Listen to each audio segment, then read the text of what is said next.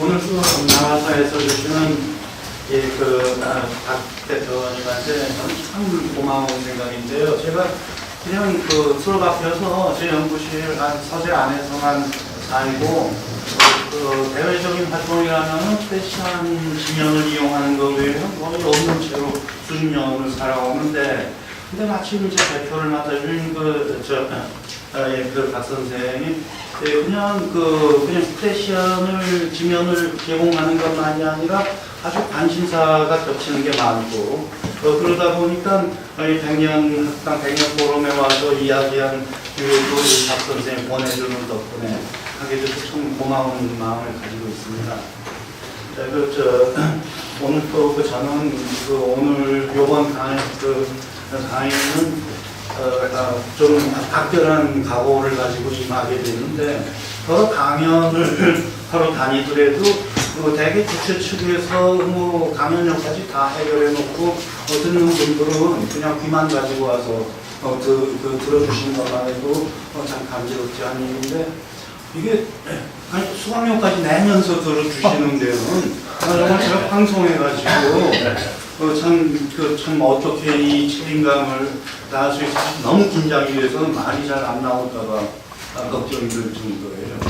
사실 그렇게 돈 내는 손님들 상대로 얘기해 본 거는 20여 년 전에 대학에 있을 때, 그때 이제 수업료 내는 손님들 상대로 얘기해요. 이게 너무나 힘들었던 게 내 일찍 학교를 떠나는 중요한 원인이 됐을 정도였는데, 근데 그 사이에 그때는 정말 힘들었어요.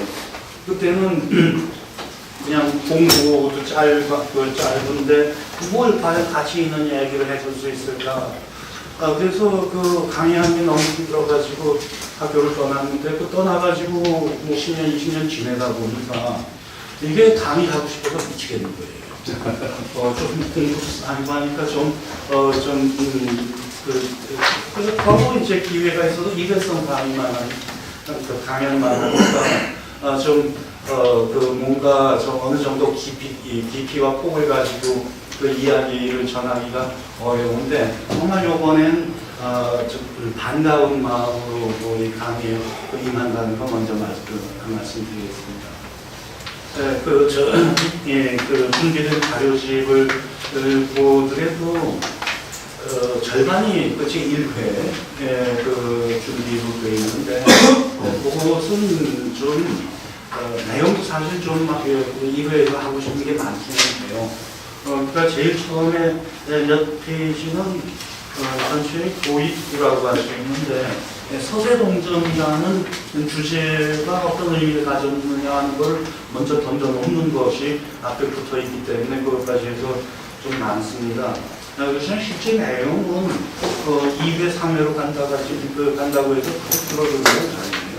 그래서 제가 이걸 책으로 준비를 하고 있는데, 집필이 이제 제1부에서 많이 진척이 되어 있으니까 자료로 내놓기에도 정리되어 있는 거가 좀 많이 쌓여 있어서 2회가 20페이지나 돼도 그렇게 길게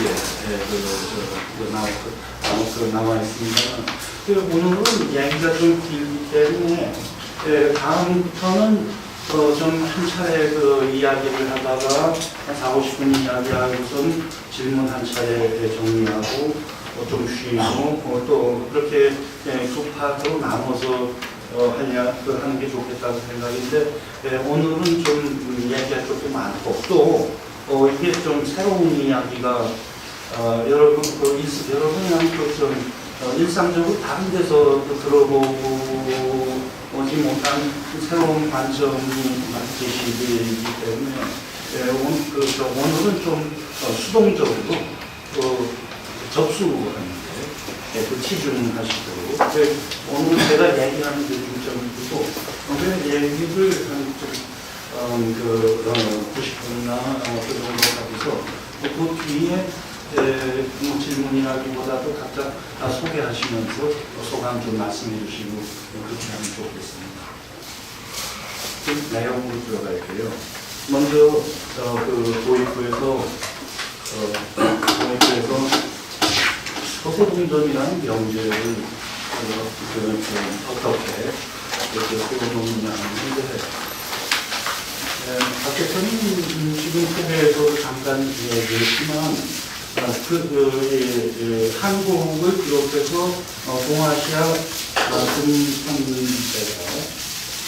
근현대사, 19세기 중엽부터 오늘날까지 이 그 역사에 참 아픈 면, 어두운 면, 괴로운 면, 이런 게 많은 역사예요. 우리나라만 하더라도 19세기 중엽 이전까지 꾸려온 그 역사에서 이렇게 긴 기간 동안 참혹한 상태를 겪은 일이 그때도 없었습니다. 아마 제일 기근한 예로 몽골 간첩기가 100년 동안 100년 동안 13세기에서 14세기 중까지 몽골 간섭기가 민족 주체성이라든가 뭐 여러 가지 면에서 좀 어두운 시기로 꼽힐 수 있지만 실제로 여러 가지 측면을 검토하고 비교해 본다면 그때는 가벼운 정도. 제가 그거를 몽골 간섭기에 대해서는 독립을 못한 시기였기는 하지만 그게 일제 강점기와 같은 예속의 양상은 아니었고 오히려 20세기 후반에 그 남한이 북한이 미국에게 동속되어 있던 그런 수준의 종속 상태였다. 그런 정도로 진단을 했지만 뭐 그것도 아주 좀 나쁘게 평가할 때 그런 정도였다고 그 정도는 덜 나쁜 상태였다고 그렇게 소문을 해놨다는데 정확하게 입증해서 얘기할 수 있는 건 아니죠. 그런데 19세기 후반부터 20세기 말까지 이거는 참 민족사에 있어서 참 5점이라면 5점이고 암흑기라면 암흑기고 그런 상태를 겪었고 또 인접한 다른 나라들도 비슷한 그런 고통과 또 치욕을 겪어왔어요. 그래서 이런 역사적인 현상을 저는 가톨릭에서 메타시오 운동을 하는데 저는 이걸 남탓 운동입니다. 그러니까 우리도 거기에 주어진 상황에서 우리 민족 구성원들 중에도 뭐 잘못 행동한 사람들이 있었겠죠. 그거야 어느 시대 어느 사회에서나 행동을 잘하는 사람도 있고 못하는 사람도 있기 마련인 거야. 뭐 상식 아니겠습니까? 그런데 유독 이 지역에서는 한반도만이 아니라 이 지역에서는 좀 반사회적, 비사회적 그런 자기 배경을 배반하는 그런 행태가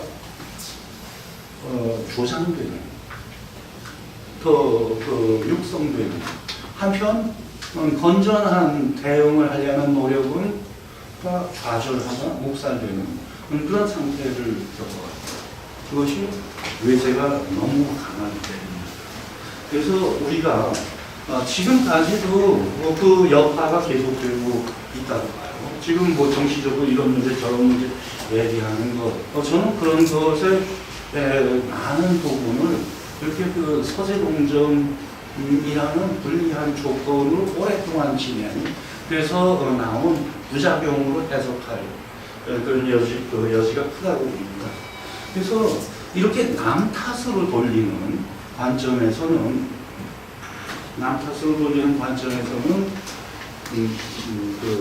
하나의 좋은 점이 있어요. 희망을 쉽게 일으킬 수 있다. 그게 내 탓을 하자고 그러면 뭔가 정말 내 존재부터 이렇게 바꾸지 않고는 뭐가 되지 않을 것 같아요. 그래서 같은 사회 안의 다른 구성원들에 대해서 책임 추궁을 심하게 해야 되고 그런 탓을 하다 보면 그런데 남 탓을 하면 그들도 일제시대의 친일파고 사실 뭐 그렇게 심성이 약한 사람들은 아닌데 주어진 상황에 그냥 대응을 하다 보니까 그런 행태가 나오게 됐던 거다. 그거 너무 우리의 더 좋은 미래를 위해서는 그거를 그냥 가혹하게 추궁하는 것보다는 함께 겪었던 문제가 어떤 것이었나 그걸 이제 함께 극복하려면 어떤 자세를 세워야 되나 거기에 더 노력을 치중하게 된다면 그러면 더 우리 앞길을 열어가는데 좀 더 힘을 얻고 도움이 되지 않겠나 하는 그런 생각에서 저는 남탓주의를 실천하는데 이것을 제가 몇 년 전에 공자편전이라는 책을 하나 번역을 했었는데 그때 번역하면서 떠오른 소감을 또 프레시안에 적어서 발표한 게 있었죠. 거기서 뭐냐면 자공하고 안도야. 공자의 제자로 제일 중요한 인물로 알려진 두 사람인데 그 두 사람 사이의 비교 대목에서 생각이 난 거를 적은 게 있어요. 근데 하나를 들으면 열을 안다. 사람은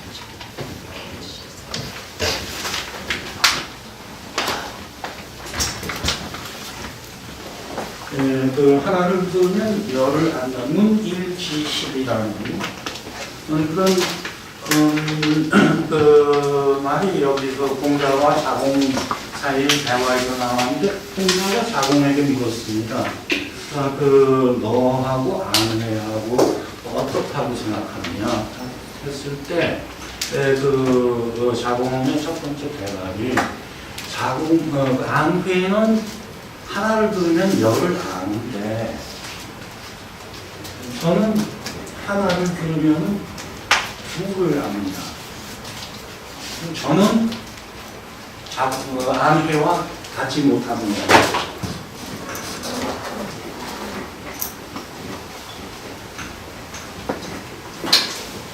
같이 못합니다. 그렇게 대답이 됐어요. 그러면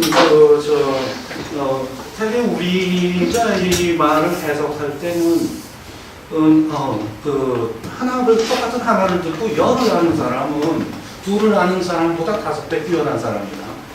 그렇게 생각을 하는 게 보통이죠. 그런데 이 대목에 대한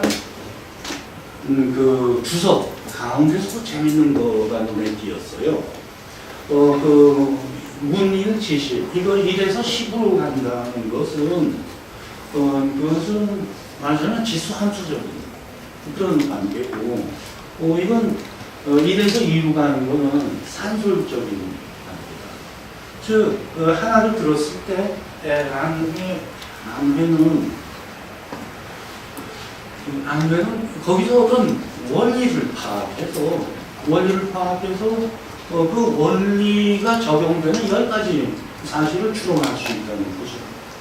그런데 1에서 2가 그냥 산술적인 관계고 이것은 그런 추론이 아니라 경험적인 확정이에요. 하나의 사실을 알았을 때 거기서 둘입니다. 그러니까 그냥 숫자의 감각이 압도되어 있는 현대인에게는 10 이게 좋지 5배 좋지 이렇게 생각하는데 사실 여기에 담겨있던 뜻은 자공은 이것은 양적인 차이가 아니라 질적인 차이를 그러니까 안회는 요새 말로 하자면 원리주의자라는 거죠. 어떤 현상을 보더라도 그 원리를 파악해서 그 원리로부터 그 인식을 넓혀 나가는 그런 건데 자공은 거기서 평면적으로 확장해 가는 겁니다. 그것은 원리주의의 대신에 현실주의자의 입장이라고 할 수 있죠. 그래서 불려해야라고 한 것이 불려라는 말은 아주 관용적으로 못하다는 뜻으로 쓰이는 건데 아주 이건 또 글자대로 해석을 해야 됩니다. 이 얘기 끝에 공자 자신이 그런 말씀을 해요. 자공자네나 나나 회와 같이 하는구나. 불려회야. 공자도 그런 말씀을 하거든요. 스승이 공자도. 그때 공자가 자공은 겸손한 뜻에서 내가 못하다고 얘기했을 수 있어요. 그렇지만 스승인 공자가 너나 나나 회야보다는 회야 같지 않다. 이때는 같지 않다. 그때는 같지 않다는 거를 수긍하면서도 그러면서도 그게 네가 정말 근본적으로 회야보다 못해서 못한 것이 아니라 일이 다른 거야. 너나 나나 현실주의자. 라는 점에서 이상주의자, 원리주의자인 안회와는 다른 것이다.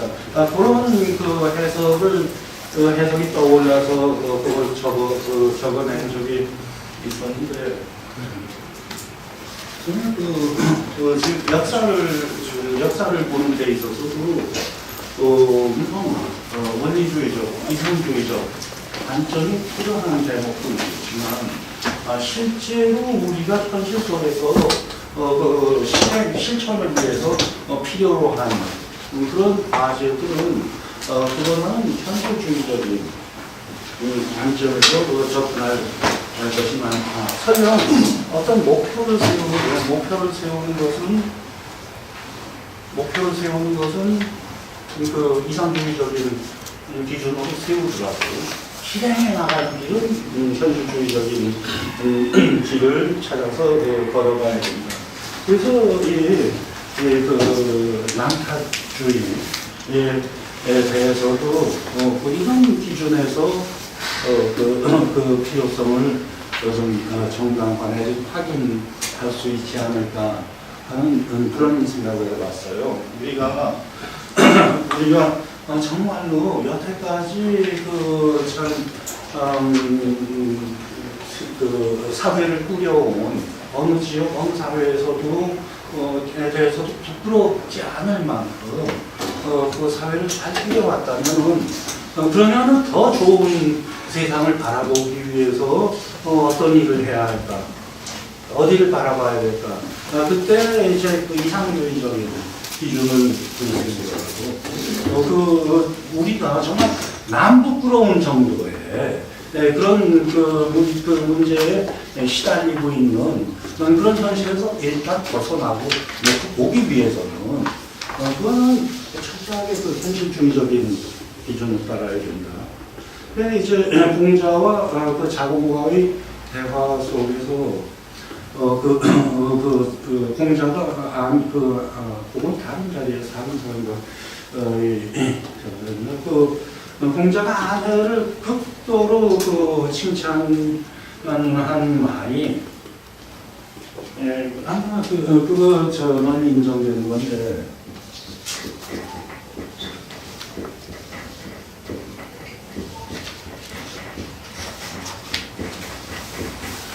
불천기로 노여움을 옮기지 않는다.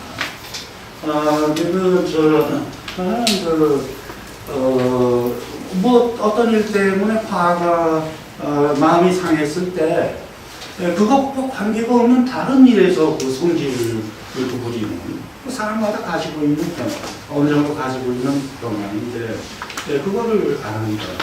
그래서 그거를 높이 평가했는데, 근데 그거를 어떤 도덕적 기준에서 높이 평가를 했다는 것은 어디에서 어디로 옮긴다는 말인가를 생각할 필요가 있는 거예요. 그래서 불천기로라는 것은 자기 자신에게 화가 났을 때 그걸 가지고 남의 탓을 하는 거. 이런 게 이제 카톨릭에서 메타시오 운동을 하는 것과 같은 정신이라고 할 수 있겠죠. 그게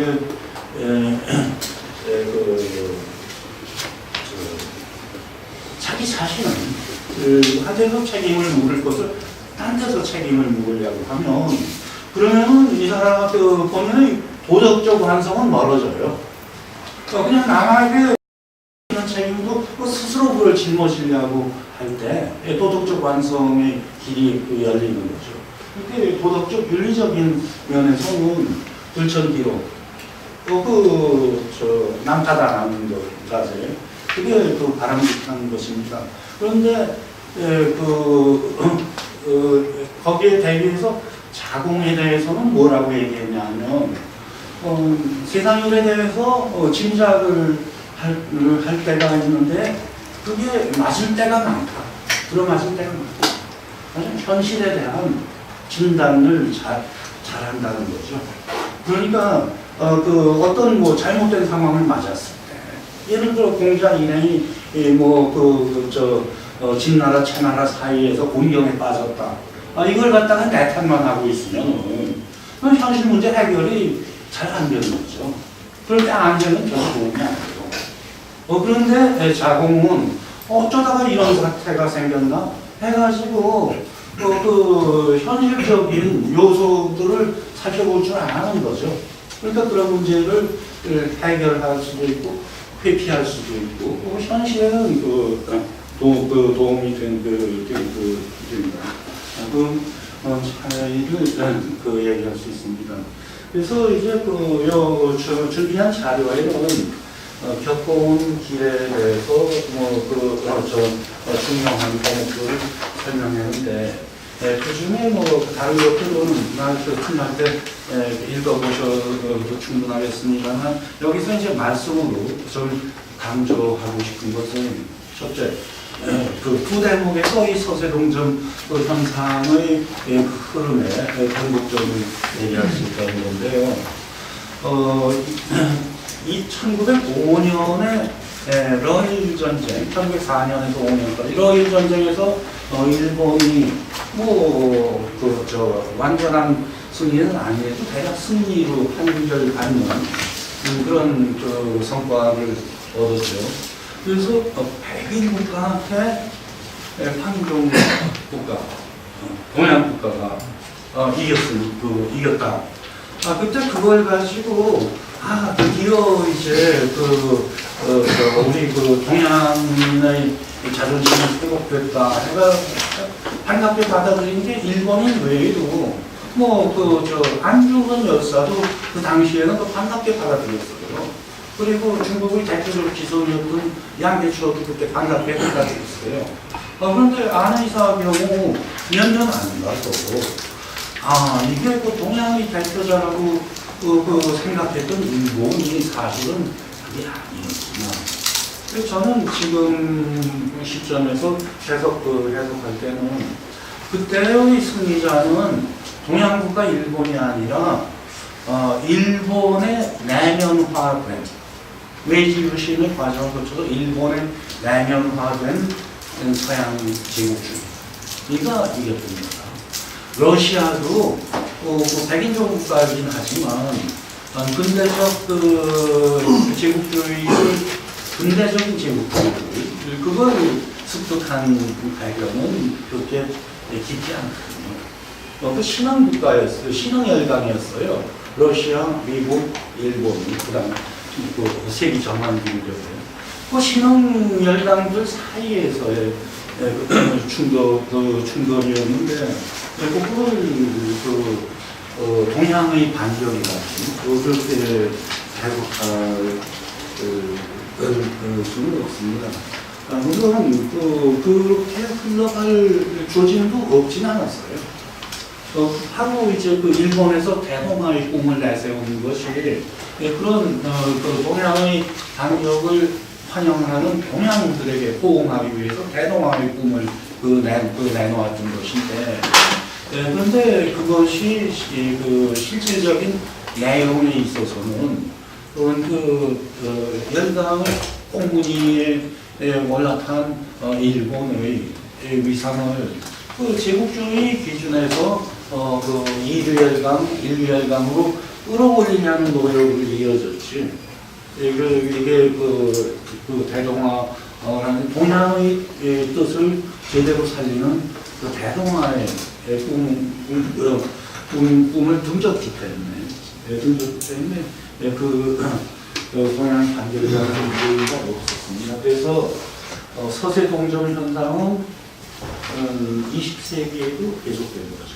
근데 일본 경우처럼 동양 사회 안에 내면화된 서세가 자라났기 때문에 19세기의 이 서세 동정과는 양상이 다르죠. 그런데 이것이 그 서세 동정의 흐름이 러일 전쟁을 계기로 완전히 끝난 것이 아니다 하는 관점을 좀 더 밀고 들어가서 살펴본다면 내면화라는 것이 외적으로 압도하는 것보다 더 진짜 그 정복의 의미가 강해지고 무거워지는 거예요. 그 전에 중국에 대해서 제1차, 제2차 중영전쟁, 청불전쟁, 이런 의화단에 난 이런 식으로 그냥 힘으로 주역되는 거, 되는데 약해가지고 묻어맞는 거, 그것까지는 다 하는 거예요. 그리고 아큐 정신이 살아나는 거죠. 정신적으로는 안 뺐어, 하고, 아큐가, 다른 표정을 짓고 있을 여지가 있었습니다. 그런데,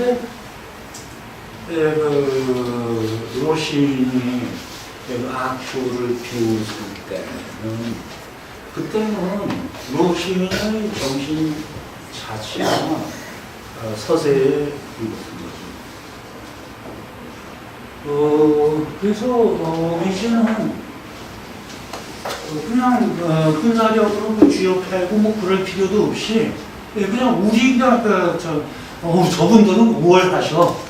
저분들 따라가야 돼. 해서 저절로 알아서 기어주는 단계까지 갔으니까 이 서세 동정 현상이 더욱 투철해지는 것이라고 할 수 있죠. 그리고 또 하나 이제 변곡전 오늘 해석할 가능성을 가진 대목이 2차 대전 냉전으로 넘어가는 문제인데요. 그때는 이제 동서 대결이라는 게 동양이 서양이 동양을 두들겨패던 그거는 이제 없어졌고 그 자본주의와 공산주의 사이의 대결 양상으로 가니까 그 서세 동정이라는 현상은 남아있다 하더라도 세계가 굴러가는 사정 원리에서는 비중이 의미가 약해진 거라고 그렇게 볼 수 있는 상황인데, 근데 사실에 있어서는 이건 누가 그렇게 써준 거를 보지 못했고 제 주관적인 해석입니다. 그것은 서세 동정의 양상이 아주 고착되는 그런 단계라고 저는 냉전 시대를 얘기합니다. 동양적인 질서와 서양적인 질서 사이에 가장 결정적인 차이는 앞으로 거듭해서 이야기가 나오겠습니다만, 저는 원자론적 세계관과 유기론적 세계관 사이의 차이로 보거든요. 19세기 세상을, 19세기 유럽을 원자론이 휩쓸었어요. 1800몇 년에 이제 볼턴의 원자론이 발표가 되었는데, 이것이 마침 그 직전에 유럽에서 일어나고 있던 계몽사상, 원인데 안성맞춤으로 뒷받침이 된 거예요. 그래서 그 원자론이 대몽사상 그 사상의 가치관을 뒷받침해 주고 19세기 유럽을 완전히 풍미했어요.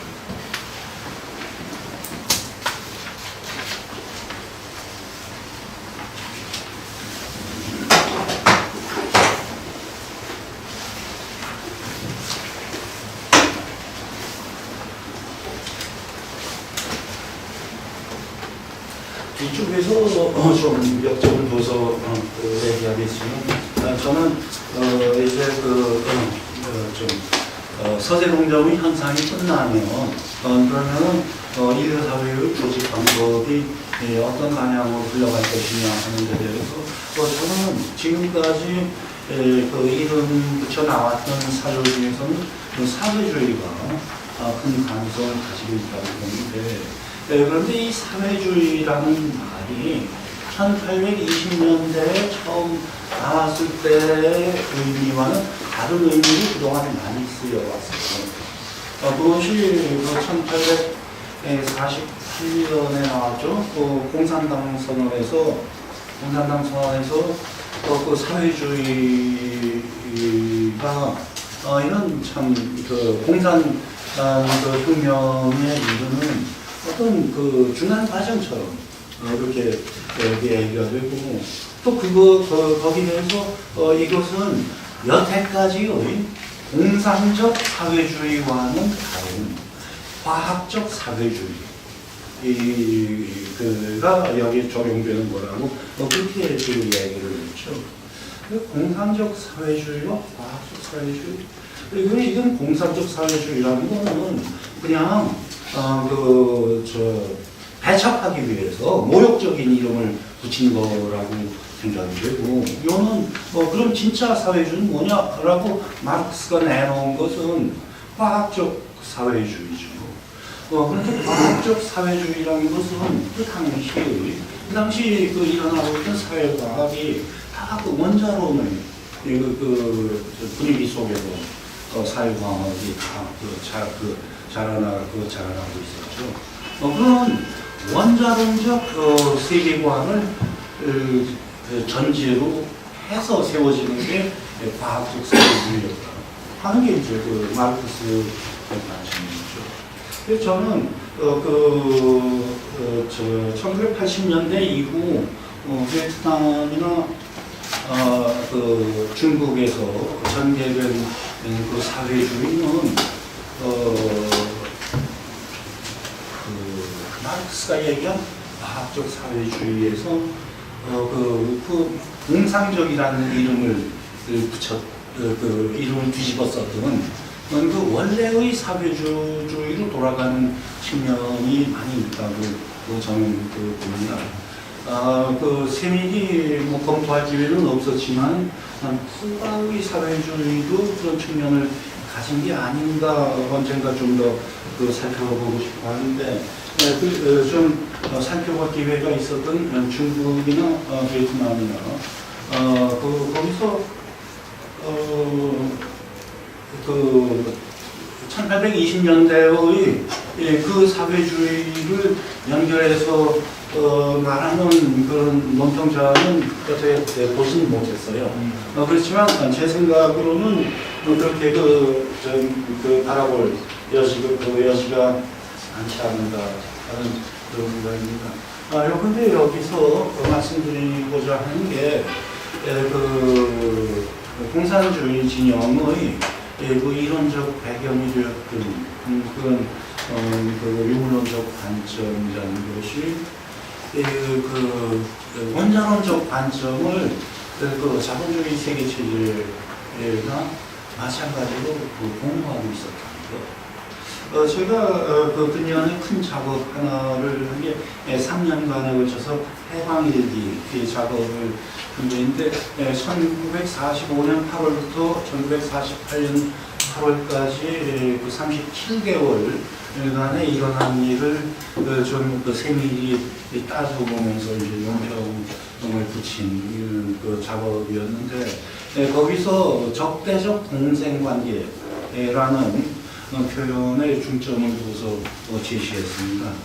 그때 국제와 국부가 그 적대적 분쟁 관계를 맺고 민족주의 진정한 민족주의 진영을 도태시키는 그런 상황으로 그 설명을 했던 건데, 냉전 자체가 그 하나의 적대적 그런 공생 관계라고 할 수 있는 것 아닌가. 요것은 월러스틴 같은 그 세계시론 쪽에서 그거는 좀 제기되는 관점이에요. 그게 공산주의와 자본주의 일극 체제, 양극 체제가 아니라 자본주의 세계 체제의 부속적인 장치로서 공산 진영이 기능했다고 하는 그런 실질적으로는 일극 체제였다고 하는 관점을 세계 체제론에서 내놓는데 저는 아주 전폭적으로 공감하는 그 관점입니다. 그래서 냉전 시대까지도 서양 19세기 서양 사상 계몽주의 가치 체계를 앞세운 19세기 세계 유럽 세계관이 20세기 말까지 이제 세계를 완전히 점령하다시피 한 그런 상태가 계속이 된 걸로 그렇게 본답니다.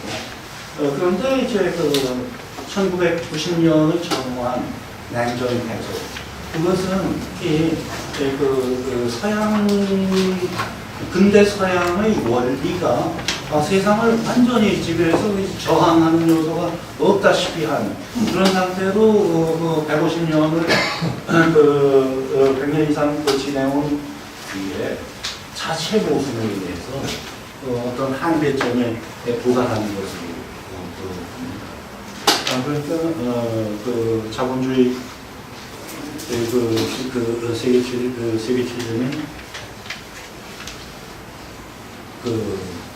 체제론에서 얘기하는데 그 체제의 구성을 위해서는 중심부가 있고 주변부가 있고 또 그 사이에 이제 반주변부가 있는 그런 구조로 자본주의 세계 체제가 성립이 되는데, 이건 또 그 체제가 한번 성립되면은 자꾸 이제 빨아들이는 외부를 내부로 빨아들이고 주변부를 중심부로 접근시키고 하는 경향이 일어나서 그게 이제 어느 한계에 도달해서 사회주의 진영, 공산 진영이라고 하는 그런 완충지대를 더 이상 방치할 수 없는 그것까지 끌어들여야 해요. 거기까지 자본주의 시장을 확장해야만 체제가 유지될 수 있는 그런 한계점에 도달하는 거라고 그렇게 역시 세계체제론 원자들이 해석하는데 저는 동의하는 거고요. 그래서 이제는 19세기 유럽 산업혁명을 통해서 부국 강병을 이루는 그 힘이 약발이 가져가지고 제 풀에 누가 도전해서가 아니라 제 풀에 이제 무너질 단계가 되니까 그 대안을 찾는 단계에 지금 우리는 접어들고 있다. 그래서 지금까지 우리 근현대사를 짓눌러온 제일 기본적인 조건의 변화가 일어나고 있으니까 여기에 잘 대응을 하는 게 우리 세대에 주어진 중요한 과제가 하는 그런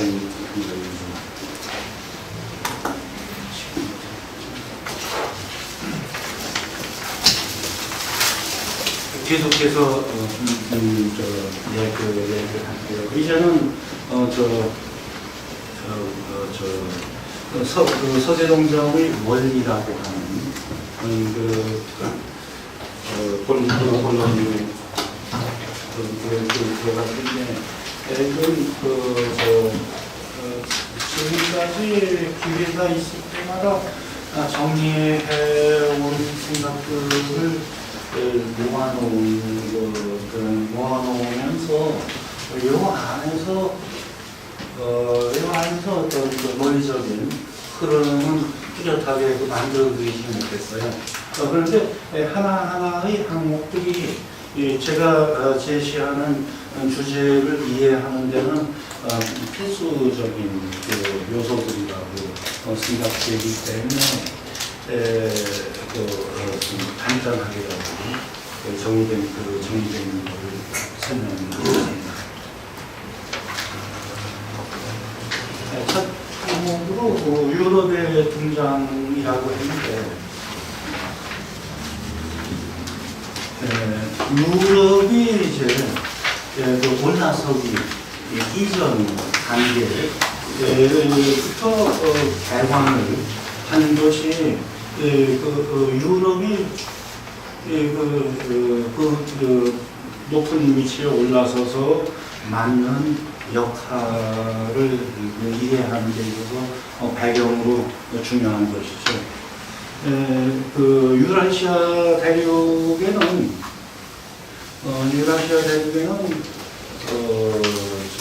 문명 발달에 따라서 여러 가지 기술 발전이 어떤 때는 이쪽에서 먼저 일어나기도 하고 어떤 요소들은 저쪽에서 먼저 일어나기도 하면서 몇 개의 문명권이 중위도 지역을 하나의 벨트처럼 그때 이제 동아시아 한장 문명권에서부터 보면 인도 문명권 있고 이슬람 문명권, 그리고 이제 저쪽 끝에 가서 유럽 기독교 문명권이 있었죠. 그런데 그것이 어떤 조건 때문에 이런 차이가 나는 것이다 하는 얘기도 없이 늘어질 수 있는 것입니다만, 일단 중세말까지 나타나 있는 상황을 보면 이슬람권하고 힌두권은 다른 문명권에 비해서 거리가 가깝기 때문에 그 사이에는 아주 양쪽 사이에 뒤얽힌 변화가 먼저 나타나기 시작했죠. 13세기에 이슬람 지배자들이 델리 술탄국을 힌두권 중심부에 세워서 정치적인 권력을 행사하게 된 것이 문명권 사이의 관계에서 제일 먼저 일어나는 변화인데, 그의 뒤이어서 몽골족의 정복 사업이 전개됐죠. 몽골족의 정복 사업이 유라시아 대륙의 태반을 석권하는 그런 사태가 일시적으로 벌어져서, 그것이 이제 중세 체제가 무너지고 근대 체제로 넘어가게 되는 기반 조건이 그때 공통되는 걸 봅니다. 그런데 그때 이 시절엔 넓은 지역에서 아직까지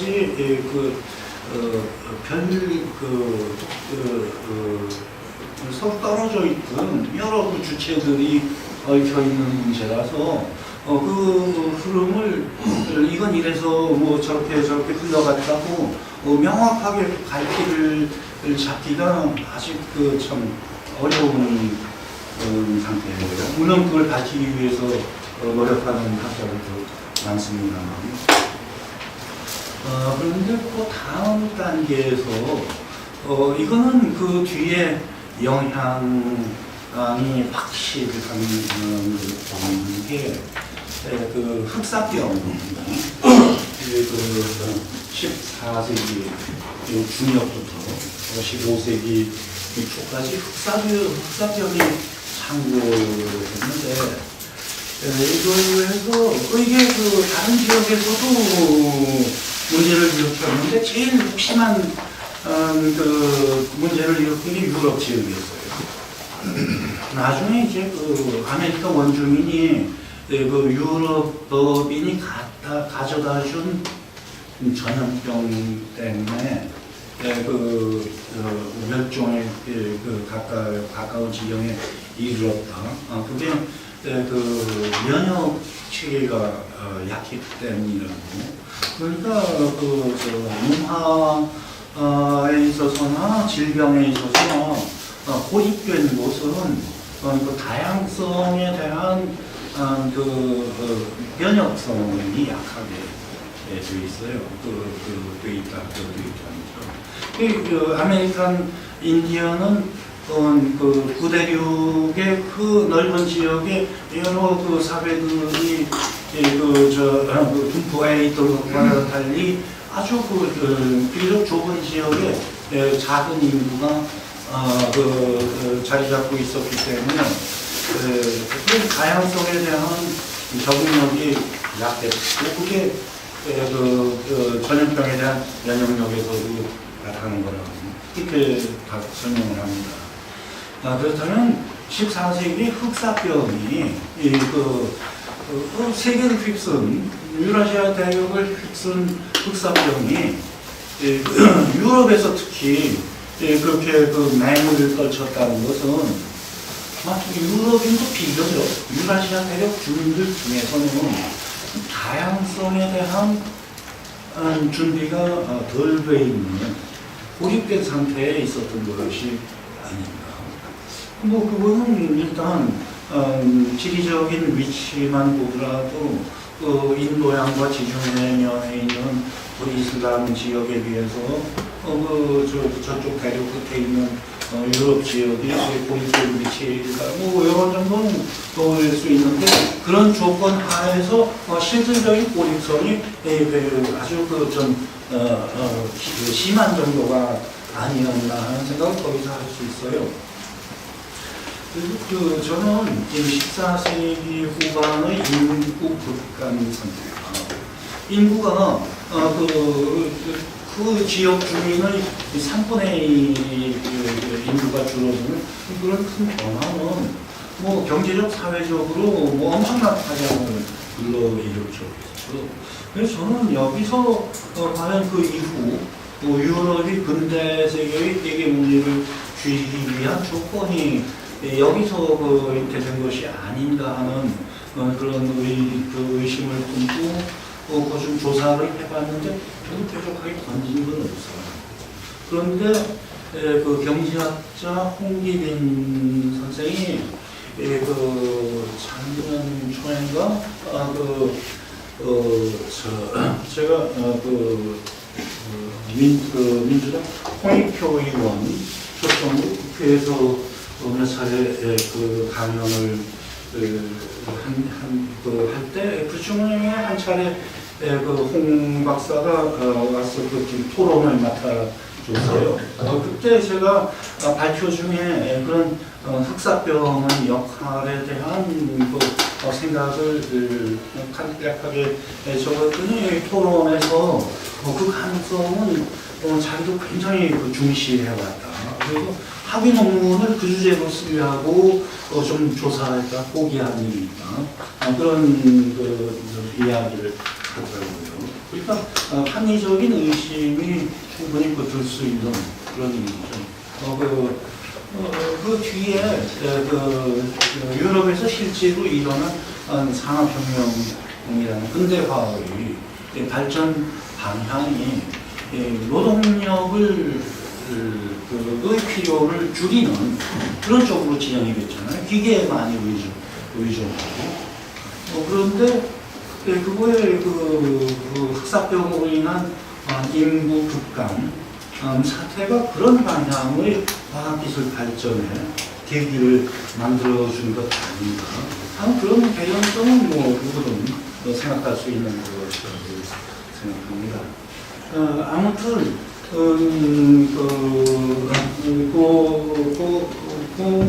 무렵에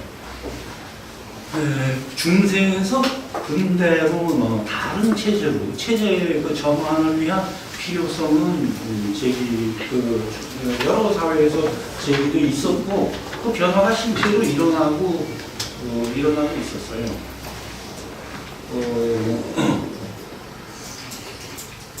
그런데 그 변화에서 유럽이 아주 획기적인 방법을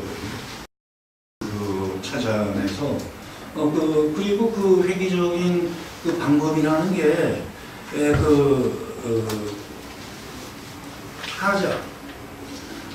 타자와의 관계를 이용해서 동력을 얻는 그런 방식이었기 때문에 그게 이제 어떤 참 불가역적인 그 변화의 구심점을 유럽이 떠오르게 되는 것을 그렇게 해봅니다. 다음에 태양의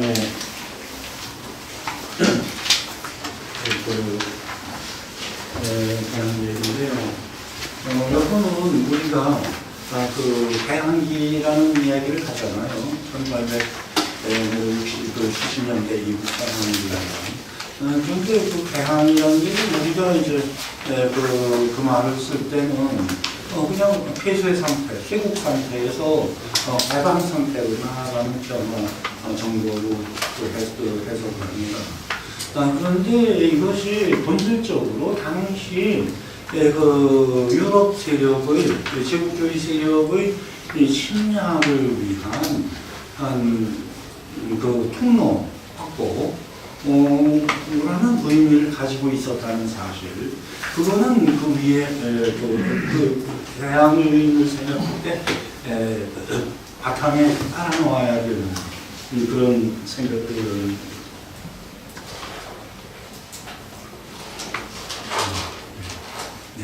그런 요청입니다. 그러니까 제가 근대사 연구자들하고 사이에 이제 좀 충돌을 겪은 일이 있는데, 원래 제가 그냥 한국연대사 전공자도 아니고 한국사 전공자도 아니에요. 근데 역사학계에서는 나와봐야 게 굉장히 중요해서 자기 우탈이 밖에 나가서 뭐라 그러면은 참 안 좋게 보이는 일이거든요.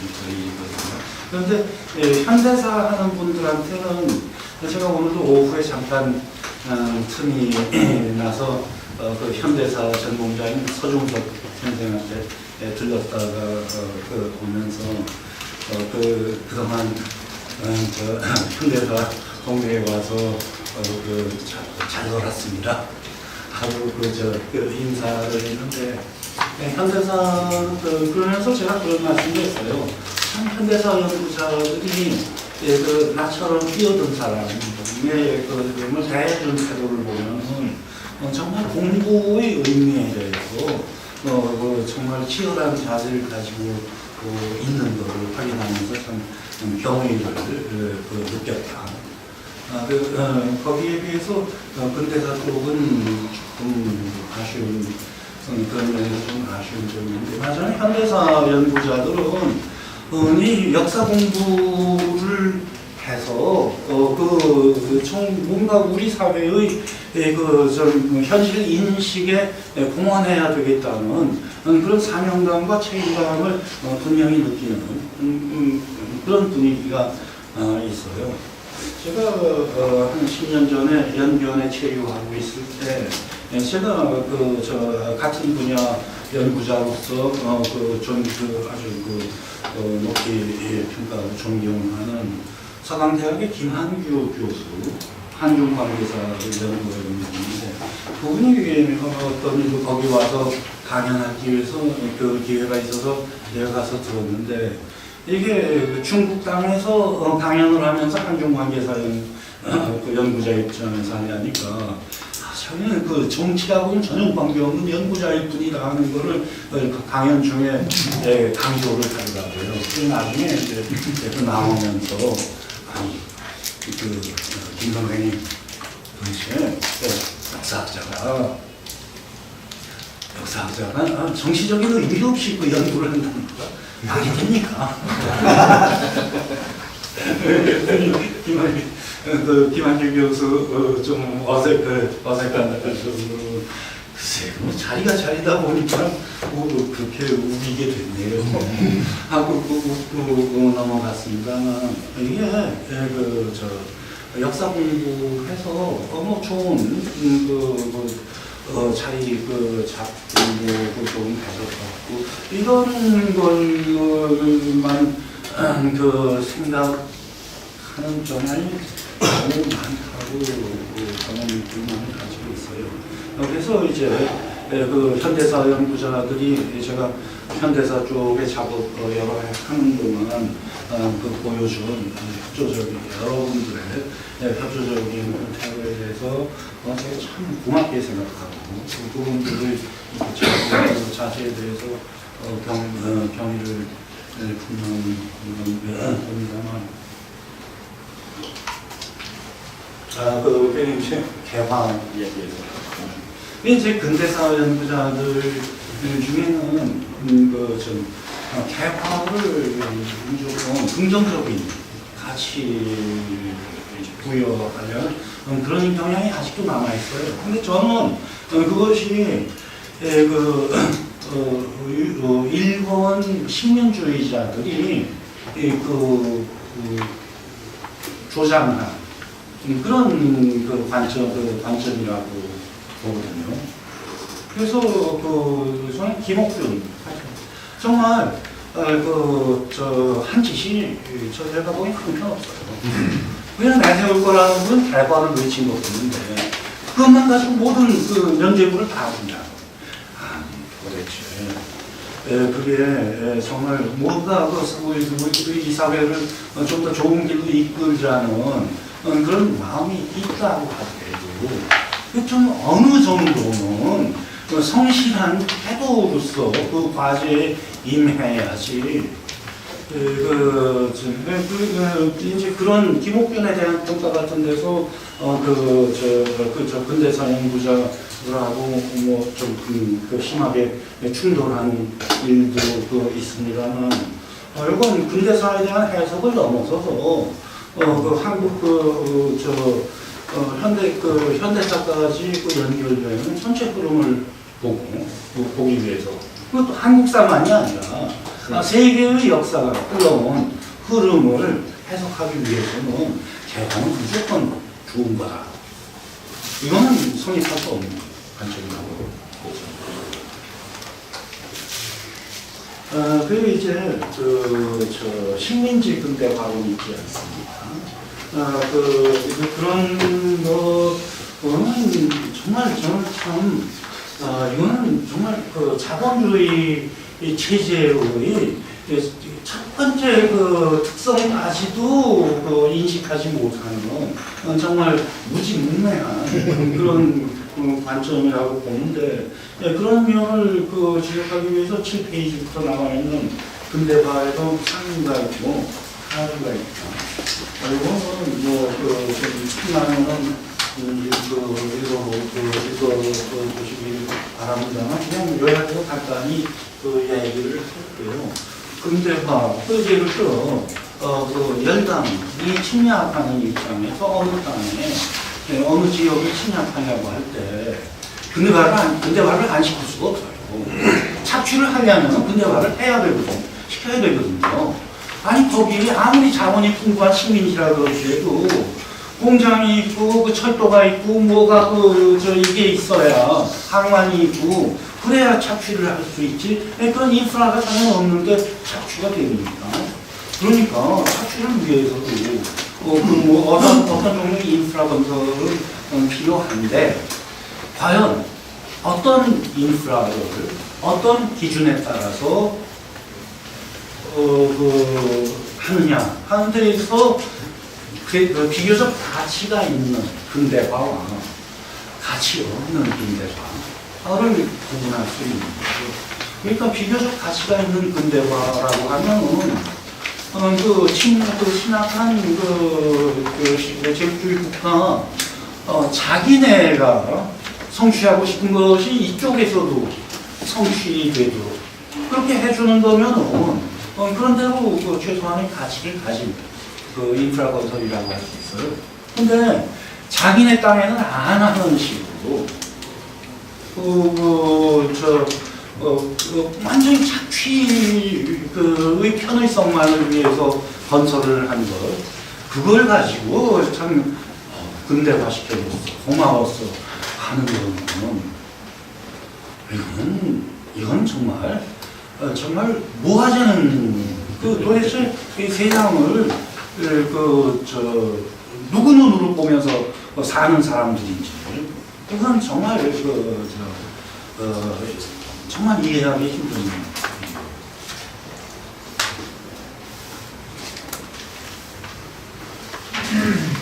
다음에 이제 홈페이지에 나온 산업혁명의 흐름이라는 것은 유럽 근대화의 특징적인 면을 이제 중요하다고 생각되는 걸 짚어서 이야기하는 건데요.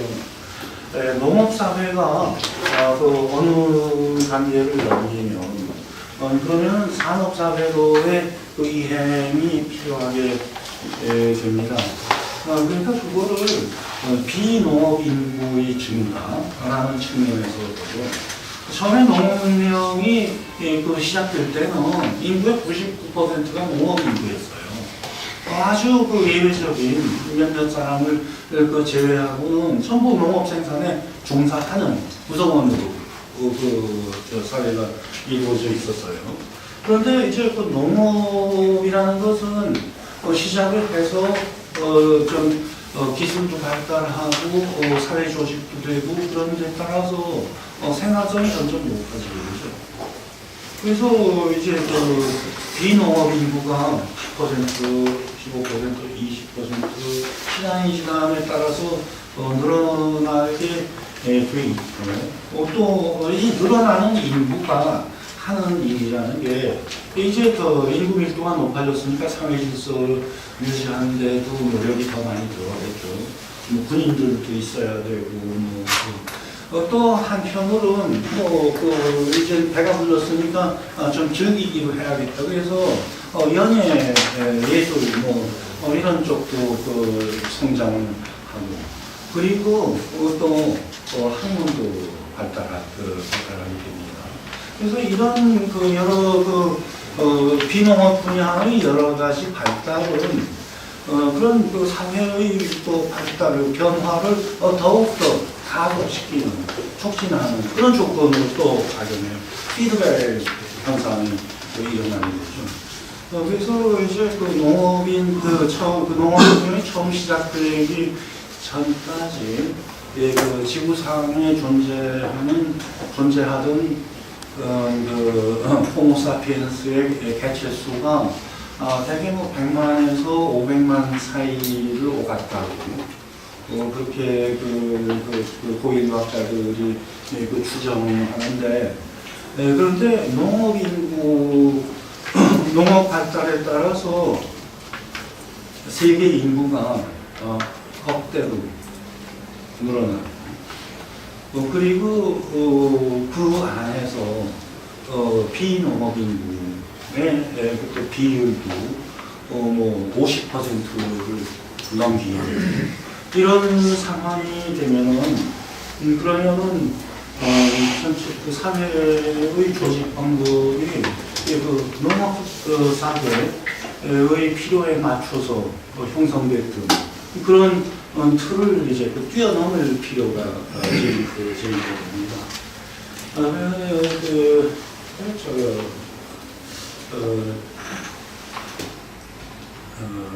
춘추의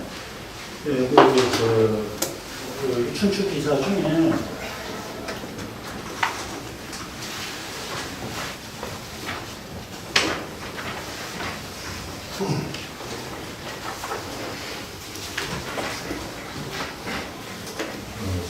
초생이라는 한 세 글자의 요 한 문장이 아마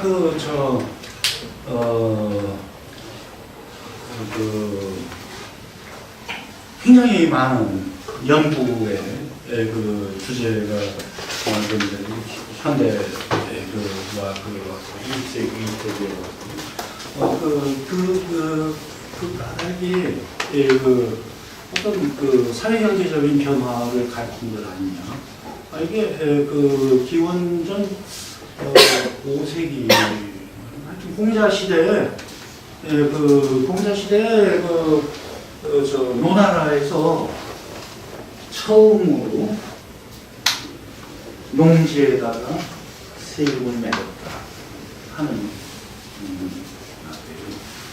그런데 공자는 여기에 대해서 아주 참 잘못된 일이다 라고 하나 비판적인 견해를 줬거든요. 그러면 농지에다가 사실 농지세를 매겼다는 얘기인데 농지에 매기기 전에는 어디다 매겼느냐? 사람한테 매긴 거죠. 인두세죠. 인두세가 농지세로 바뀌었다는 얘기예요. 공자가 이것을 농지세로의 그 변화를 비판한 까닭은 공자가 아끼는 공건질서라는 것이 사실은 군신관계라고 할 때, 군신관계라고 할 때, 신하가 임금에게 조세 바치는 것이 훌륭한 분입니다. 받들어야 되는 분. 그런 이유에서 그걸 바치는 거지. 그게 내 경지를 이렇게 보장해 줬냐니까 거기에 대해서 이런 물질적인 기준이 아니라 인간적인 기준이었다는 거죠. 그래서 공자 그것이 말하자면 공간적인 관계가 기능적인 그런 효율성이 아니라 인륜에 근거를 둔 그런 관계인데 그거를 사람을 직접 상대하지 않고 농지가 여기 있으니까 거기서 난 세금을 걷어야겠어. 이거 누구야? 그거 가진 놈이 내. 이놈이 가졌으면 이놈이 내고 저놈이 가졌으면 저놈이 내. 라고 하는 거는 사람을 보지 않고 물건만 본다는 거죠. 그래서 이제 그에 대한 설명 중에는 그냥 철럭철럭 굴러갔더니 좋다고 해서 목숨을 내놔야 돼요. 그런 때가 됐을 때 재물만을 매개로 맺어진 관계가 무슨 힘이 있겠는가? 이런 한상인데 그러니까 이것도 사실 그걸 농부의 머리에다가 세금을 매기는 방식에서 농지에다가 매기는 방식으로 바뀌는 변화는 그 뒤에도 완성되지 않고 오랫동안 계속됐어요. 장나라 후기에 와서 양세법이라고 해서 그게 이제 거의 이제 농지세로 전환이 되는 마지막 고비였다고 이야기가 되는데 그런 개별적인 인간관계 아닌 보편적 원리에 따르는 재물을 주는 관계 그쪽으로 넘어가려는 추세가 공자 시대부터 일어나기 시작하고 있었고 거기에 대해서 공자는 경계심을 품었던 거예요. 그러니까 공자의 가르침을 그 뒤에 받던 사람들은 재물 위주의 관계로 변화하는 거에 대해서 반대하는 입장을 어느 정도 견지했기 때문에 그게 당나라 때 다시도 이 문제가 계속 됐던 이제 일본 학자, 일본 중국사 학자의 나이토 고난 게 미야자키,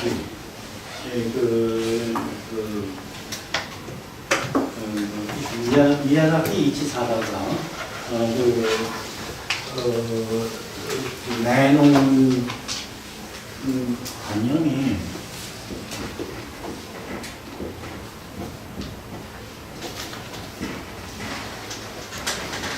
당나라 때까지는 무역국가였던 것이 송나라에서는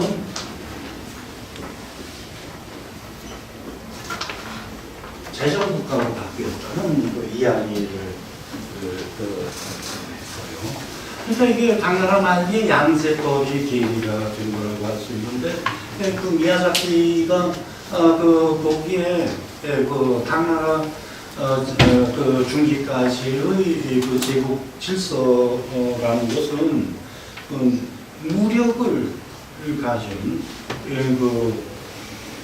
지방 세력들이 중심적인 역할을 맡았었는데, 청나라 때는 무력의 제국 질서의 수단으로 매체로서 무력 대신 재력이 역할을 키웠다고 하는 겁니다.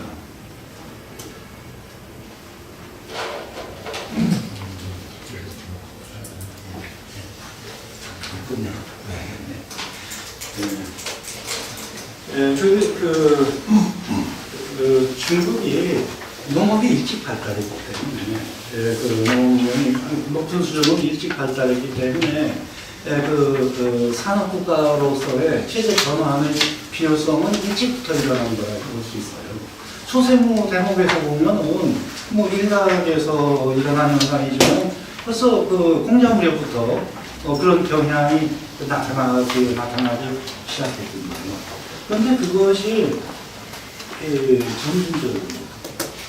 점진적으로 진행이 됩니다. 그래서 이제 당나라 때까지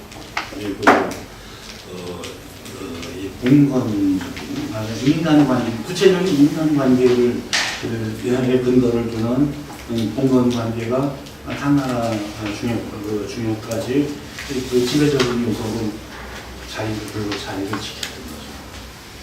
그리고 송나라 때는 재정국가가 돼서 그러니까 자본주의 발달의 역사를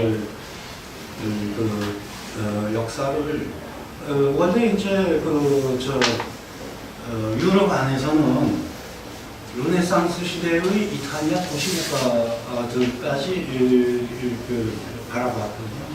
근데 지금 요 근래의 연구로 이탈리아 도시국가들이 이슬람 세력과 이슬람권과 교역을 맺고 거기서 이슬람권에서 발달시킨 그 제도를 들여온 게 주식회사라든가 이런 자본주의 제도의 기원이라는 그런 관점이 늘어나고 있어요. 12, 3세기에 이슬람 자본주의라고 지금은 연구 주제까지 설정이 되는데, 이슬람 자본주의 이런 것도 결국은 송나라가 그런 상업 제도를 고도로 발전시킨 게 10세기, 11세기이기 때문에, 그보다 이제 조금 뒤 이슬람 지역에서 자본주의적인 그런 발전, 제도가 크게 발달한 게 눈에 띄었다 그러면 중국과의 관련성도 생각할 수 있는 거겠죠. 그런 변화가 중국 그리고 이슬람 세계에서는 유럽보다 먼저 진행이 되고 있었어요. 농업 사회를 벗어나서 새로운 산업 사회로 나아가는 변화가 진행되고 있었는데, 근데 거기서는 이 과제가 오랫동안 인식되어 온 과제이기 때문에 거기에 대해서 혁명적인 변화가 아니라 점진적인 그런 그 개혁을 그 개혁의 그런 방향이 잡혀져 있고 또 실행이 되었던 거죠.